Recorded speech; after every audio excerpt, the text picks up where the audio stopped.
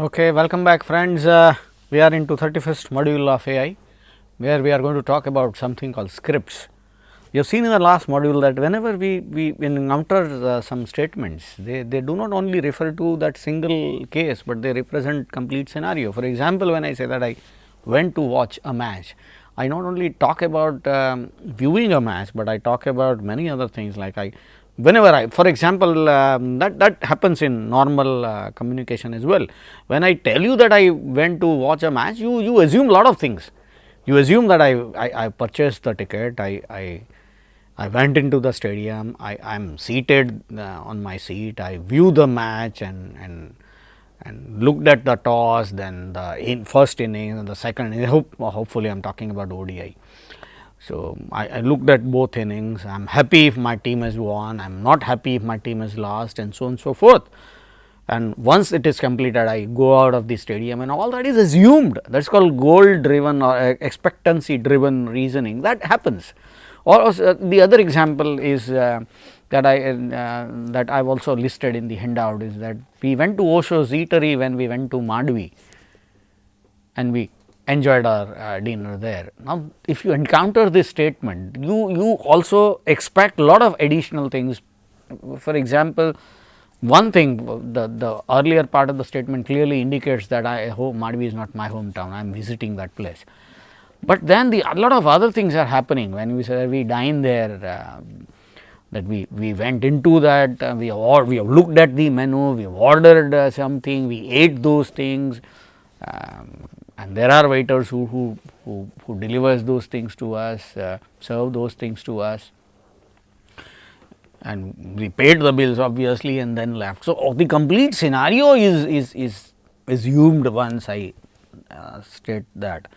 How to do that in a computer program, okay, is very important, and that is what is done by in scripts.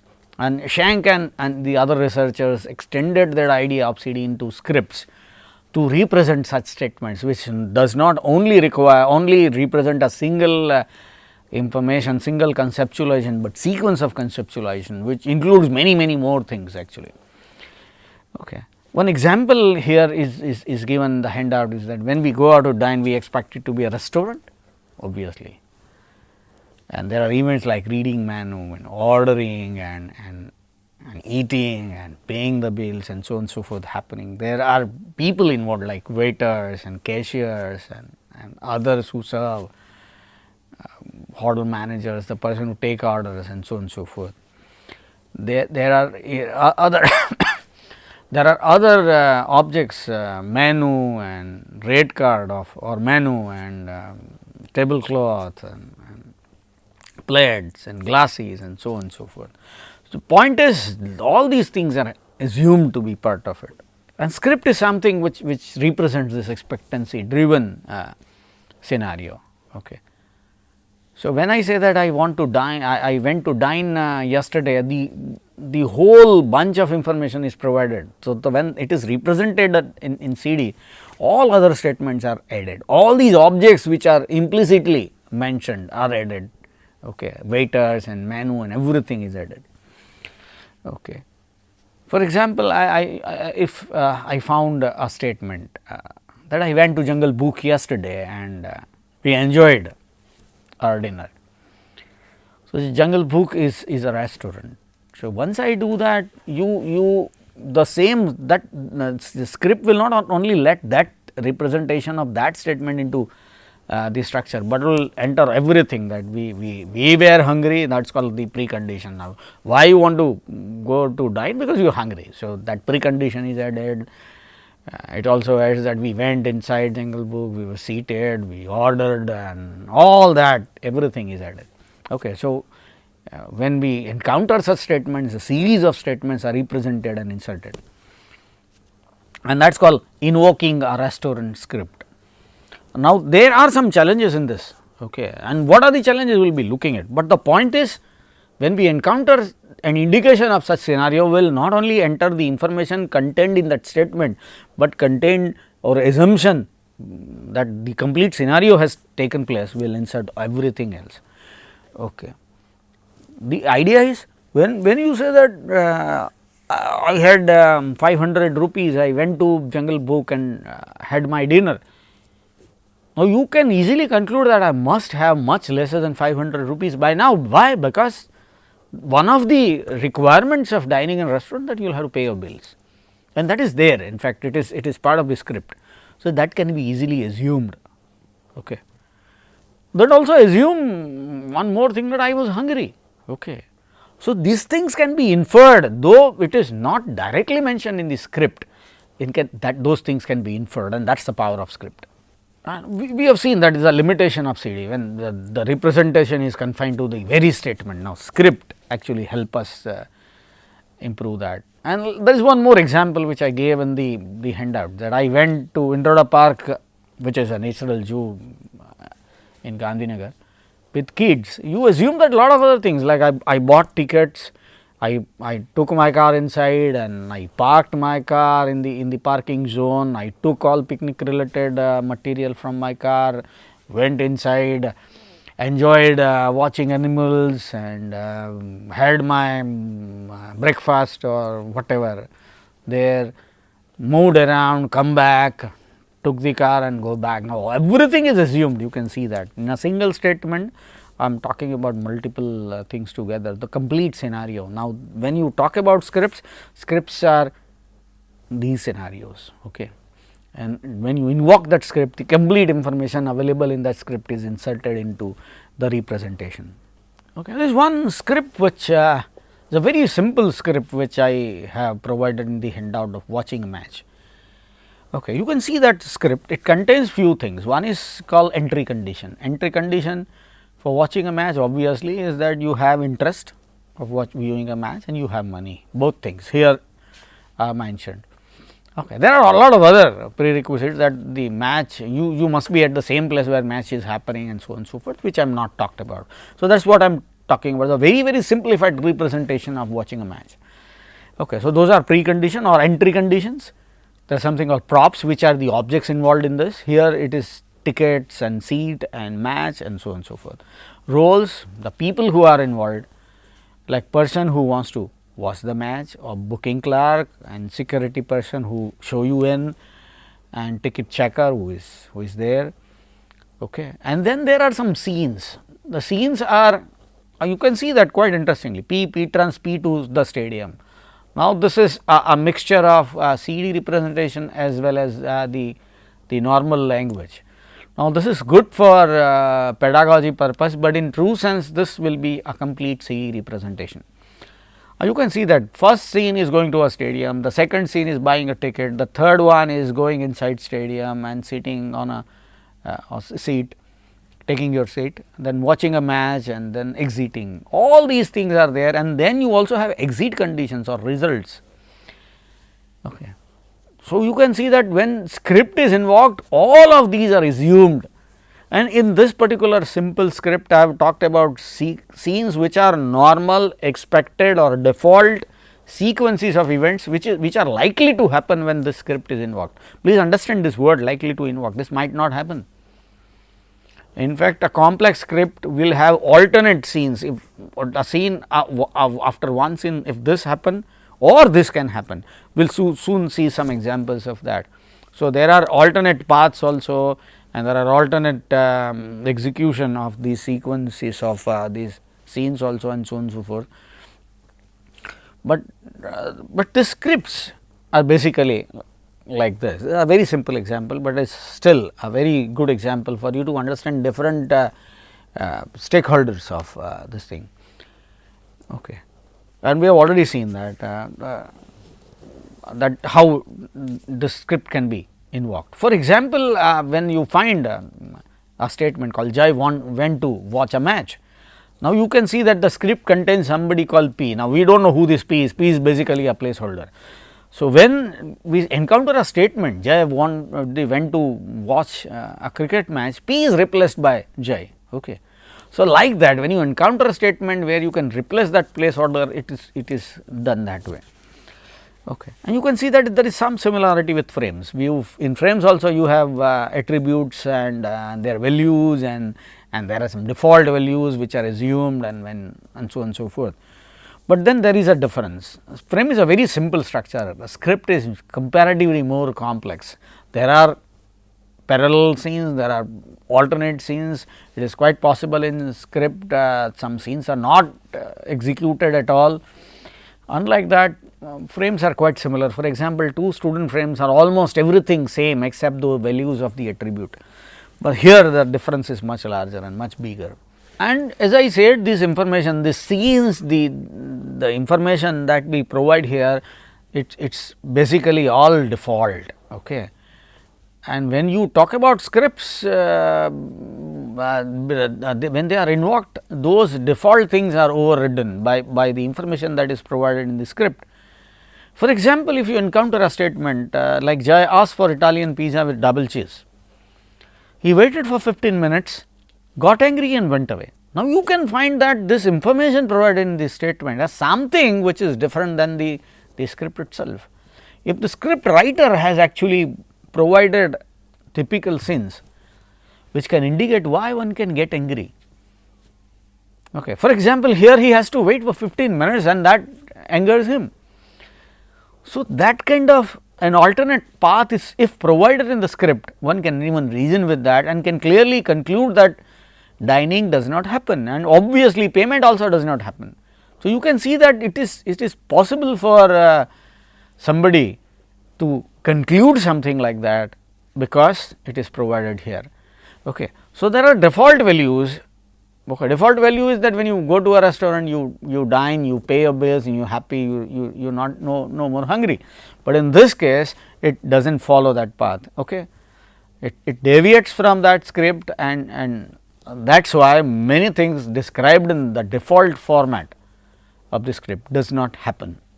So, when you learn something to the contrary of whatever is mentioned in the script, they no longer be there in the script which is activated. Okay. So, there are some parts of the script we have already seen. The first one is entry conditions. So, when you talk about entry conditions, they are conditions that must be satisfied for invocation of that state. For example, I go to restaurant, obviously I have to have two entry conditions. I have to be hungry and I have to have money. Okay. And when I went to watch a match, obviously I am interested in viewing a match and I have that money, kind of. Okay. Or when I travel by bus and so on and so forth, I have to be there at the bus stand, kind of. Okay. Now, these are examples of entry conditions. And interestingly, most of the cases entry conditions are not specified in the statement, but when they are not specified in the statement, they are assumed, like in the case of the earlier statements that we have encountered. Results are also so. When you say that Jay went to watch a match and he was ecstatic, probably you can get that his favorite team has won, because that the result shows. Result has two outputs, happy and not happy. Happy when your favorite team has won and not happy when your favorite team has lost. It is, and in exceptional circumstances the result may not be true. Okay. So, when you find statement talking about something abnormal which is not mentioned in the script, probably the results are not there. For example, when you encounter raining and match abandoned kind of a thing, then obviously viewing does not happen, or happy or sad, obviously you are sad because you can't watch. So, you can understand that thing. Okay. So, default thing do change when the sequence is not observed, when the statement indicates that the normal default sequence is not observed, it disturbed somewhere. Props are the objects involved in the script, and this again has default information. Here we can say that a ticket is a prop, seat is a prop, and so on and so forth. And this change, for example, if you go out to have watch a cricket match and you buy a pavilion ticket, you probably will have an additional food coupon. So, that is an additional prop that you will have and not others. So, that also is possible. So, props also change, default set of props obviously are there, but additionally you may have them additional ones. Roles are people who are involved in the script, and this is a general assumption and that might change. Okay. We are not talking about, because here in the simplest representation we have not talked about fellow spectators, we have not talked about umpires, we have not talked about, assuming a cricket match, we have not talked about the ball boys and all that. If this match is a football match, you probably have other roles like the linemen and the referees and so on and so forth. So, point is the roles, even viewing a match, roles would change. Okay. So, when you default is obviously a few, but whenever you encounter other information, you may add others. Okay. And if you have a serious detailed script, which the example that I gave is not a one, it is a very simple one, just used for pedagogy purpose. For a serious case, you have a lot of other information. For example, it involves events like tossing and lunge and tea and all that in a cricket match, and also about the sequence, how in which order this happens. The toss happens in the beginning, and then only then the match starts, and then you have innings, and there is a lunch break, and there is a tea break, and so on and so forth. And also the detail this thing description of script probably will have scoreboards and many other things, the screens and so on and so forth. Interestingly, whenever you write script, for example, viewing a cricket match or viewing a match, viewing a cricket match also, you can see that there, in fact, once you enter into it, there are 3 different types of possibilities. It is a 2020 match or an ODI or a test match. Based on that, there are some minute differences, though all of them are cricket matches and most of the things remain same, there is some difference. So, the track, when you talk about a track, it talks about a particular type of that script, which is a little different than the normal general script. So, or for example, match, viewing a match, a track is a cricket match. So, you are talking about basically cricket match viewing. Okay. If you have a football match viewing, then there is some difference. Okay. So, that is the point here. The sequence of events following in a default way, obviously they are scenes, and these are the most important things. And why? Because these scenes are directly introduced into the target representation when that statement is encountered. Though they are in true sense to be represented in CD form, in our case we are represented in semi CD form, where you are only using that act and nothing else here. The beauty of representing things into using script is that it can help you learning about sequential and causal relationship, because the agents acts in sequential fashion. Okay, like buying tickets and then going inside the stadium and so on and so forth. For example, if you get a statement called Jay went to watch a match and he was very happy, you can conclude that he was happy because the exit condition says that if the team has won, he is happy. So, you can conclude that his favorite team has won. Okay. That causal relationship, because this thing has causal relationship, you can conclude something which was not explicitly mentioned in the statement. Okay. And the events are connected to each other. For example, if we take up a detailed script, which we have not done, and we have talked about very simple script, but assume that there is a detailed cricket match viewing script and we are talking about that script, then example, you say that Jai watched the match and come back home by bus. Now, you talk about 2 different scripts in this particular statement, watching a match and coming back by bus. Now, watching a match, he has to be there in the stadium, and to travel by bus, he has to be there on the bus stand. Now, the exit condition of one particular script and the entry condition of the other script, you will have to join them, and so that you must conclude that Jai has done something to reach from stadium to the bus station. Okay. So, that is again an example of how you can derive meaning out of this thing. It is also possible for you to answer question based on this cause effect relationship, because this is precisely what scripts are talking about.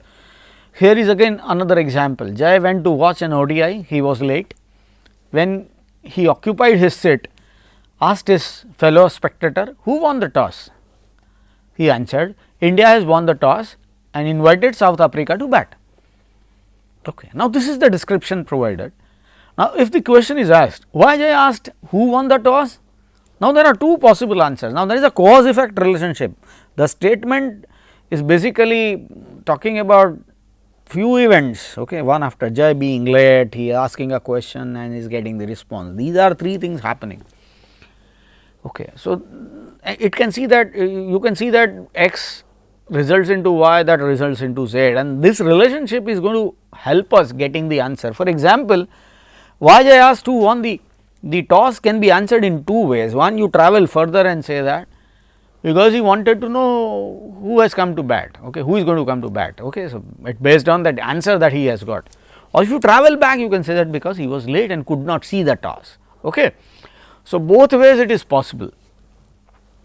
So, this is an example of how you can use scripts to get answers using this cause effect relationship. But there is one problem. A script is appropriate when script is really fitting in that statement, and not always it is possible for us to judge. And there are some examples provided in the handout. First, Jay went to watch the match, he received the news of said demise of his grandfather and returned back. Now, do you believe that the script watching a match should be invoked? You can see that should not, because he has gone, but then he heard about the demise of his grandfather and he has come back. So, there is no question of invoking that script. Second, Jay went to a friend's house near cricket stadium. He enjoyed playing cricket with his friend there. Now, everything cricket stadium and playing cricket and all that is there in these two statements, but actually watching a match does not happen here. So, again in this case, though a lot of other things are mentioned, script should not be invoked. Okay. But the third case, for first two, human reader can easily get. Okay. How to get that thing in the program, computer program is a hard job. Okay. But the third one, even human reader cannot get what it is. It is called after the match gets over, Jay went to his friend's house. Now, this is an example of a fleeting script mentioned. Now, you do not really know whether the script is to be invoked or not. There is no way you can judge. When you cannot judge, they are called fleeting scripts, and the programmer's solution to this problem is you just keep a pointer. You do not invoke that script, do not insert those statements like Jay went to the stadium, he bought a ticket and so on and so forth. They are not entered, only a pointer is kept. And looking at the later statement, if it is found that he has really went to watch the match, you can insert those things later and not right now. Okay. So, those fleeting scripts is also an interesting problem. Anyway, but when you find that the script is appropriate, you have immense advantage of using them. All events can be added, all people not explicitly mentioned are possible to be added, all props involved are added, and in the sequence of events, with the default sequence of events are all added. Okay. And it get the values in the slots, the attributes, and it can reason. In fact, it can answer many questions. For example, we have few examples. Okay. And not only that, the entry conditions that I have talked about, the locations, people involved, all the objects involved and the results and all that, they are all mentioned in the explicitly now, which was not mentioned in the original statement. Okay. Those are all implicitly mentioned when we talk in a normal way. Now, they are explicitly mentioned. So, the program itself can reason from it. But you will have to actually, now how that is done? Usually, you look at all this information and see whether this statement contains some of these script headers, they are called script headers, the props, the roles, the actions, and if you find that mentioned in the script, in the statement, the script is invoked. Now, this is not always a great thing to do, but then most cases you do not have other option. Okay. So, sometimes a normal rule of thumb, Schenck used in his paper, he referred somewhere in his paper that whenever it encounters at least two heads, headers, he will invoke that script. So, when that he did that, sometimes it is possible that you invoke a script which is not really a script, which should not be invoked. So, an important job here is to see whether we have invoked a script, but is it so that the script is not relevant? If so, then those things are to be revoked back. So, that is one important thing that happens here. But then when you use the script, the appropriate script, you can reason like nothing before. For example, an example is given in the Henn diagram. I am just quoting that example. Manoj had a chocolate, Rajan wanted it, Manoj refused. Rajan told Manoj if it did not give him chocolate, he will not let him play with his friends. Manoj gave him the chocolate. Now, this is a small story that is presented to the problem solver using this thing script. A question asked, why Manoj gave Rajan a chocolate? The response which is generated from this is because he was threatened by Rajan. Now, how you not threaten? You can see that there is no statement like that, no indication of threat, but it can still do it. In fact, one of the programs Shank wrote was called SAM, okay, which can understand reads like stories like this and can reason from it. Okay. So, script interpretation and resolution of ambiguity, okay, can answer this question just because it was based on the scripts. And again, whenever appropriate script is invoked, it can predict things which are not mentioned. For example, the other example, Jai went to Epicurean, which is basically a name of a restaurant which is there in Ahmedabad, with his colleagues of the office. As it started raining, when he was paying, he called a cab service for returning home. Now, there is an automated cook service, okay, which Jai enters all this information into his system. That the system wants to learn whether it has to cook for Jai or not. And there is no mention, you can see that there is no mention of dining, there is no mention of eating and so on. But you can see that there are two indicators, two headers, one is the name of restaurant and the other is paying. When you are paying, it is assumed that he has followed the normal path. When you are paying, you probably have dined. Okay. So, these two headers are possible to be used here, and the automated cook can actually decide that Jai does not require the dinner now. So, will not prepare that dinner. Okay. So, that can predict. Okay. So, these things are important.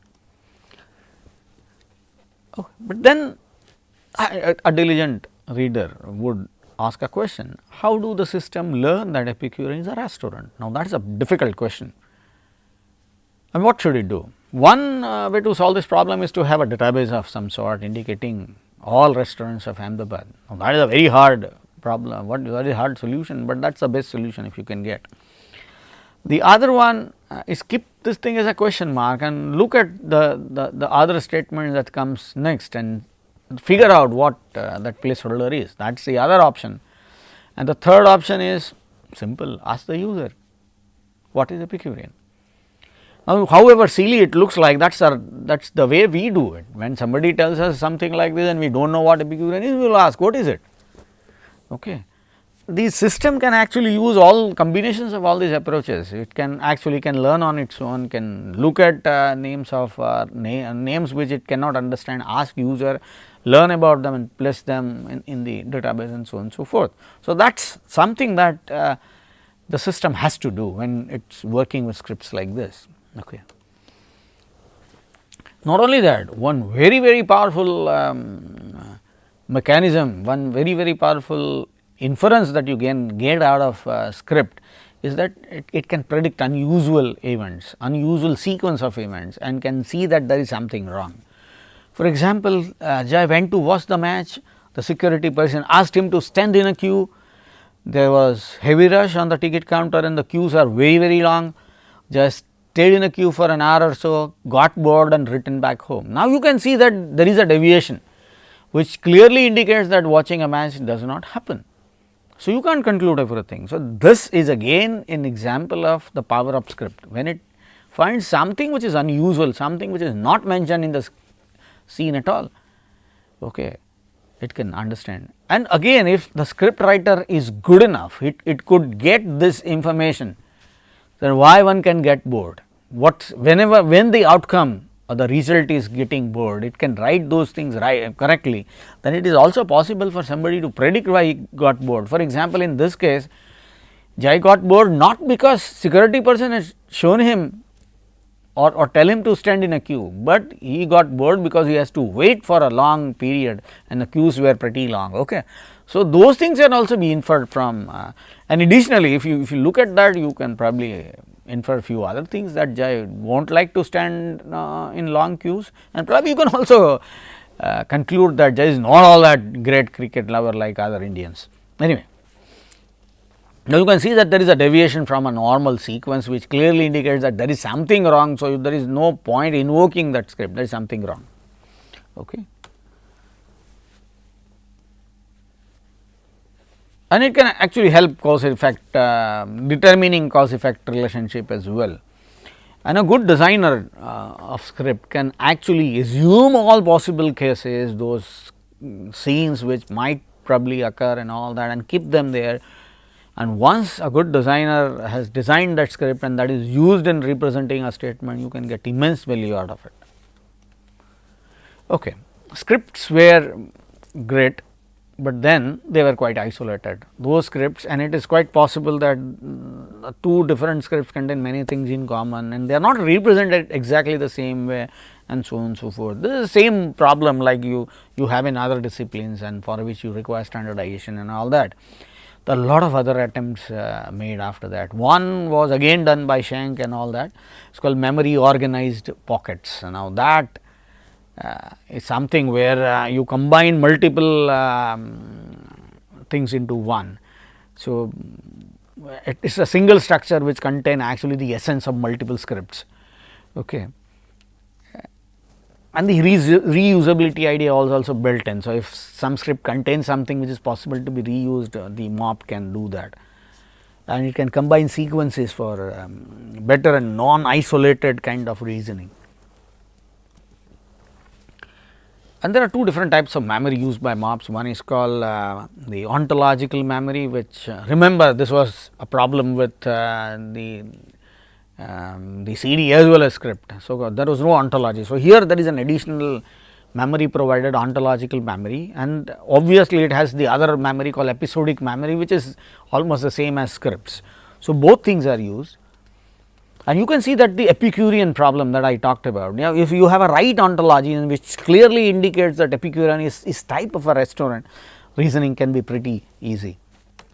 Okay. There are a lot of other properties which makes MOP a far better solution than scripts. It can learn from his experience. Okay. So, that is scripts were quite static, here the MOPs are a little more dynamic, they learn from their own experience. It is very similar to us, like when we went to restaurant for the first time, probably we had little idea. When you go to restaurant after 10, 15 experience, you probably expect everything, waiters and all that very clearly. The same thing happens here as well. And one great thing about MOP is that because it stores everything together, it can relate to different things. And one example of a program called Swell is very interesting. There are two stories provided. In fact, one was about death of a very successful horse, race horse, without any apparent disease, and a spouse killing the other one because of insurance money. The program actually indicated that there is possibly the similar reason here. So, that is what this MOP does, and there is something called PALM, which is based on planning. Here an example is Abdul decided to earn more money, he called Rajan. Now, it is quite possible that Abdul is a person who is looking for a job and Rajan is a placement consultant, or he is a smuggler and Rajan is a smuggler and Abdul is good at motorboats, and so on and so forth. So, there are many things. How the right reason from the statement can only be derived if you learn about Abdul's plans and his goals and all that. So, there is the other solution here is PAM. And there are few other attempts which are mentioned in the knowledge representation. There are two, description logic and the web ontology language. These are used today. With that, we will conclude this particular module. We have seen how scripts are used in representing statements which represent complete scenarios and not a single statement here. We have seen problems with scripts, we have seen fleeting scripts, we have seen how appropriate scripts can improve your reasoning. We have also seen some latest improvements in this representation. With that, I conclude. Thank you.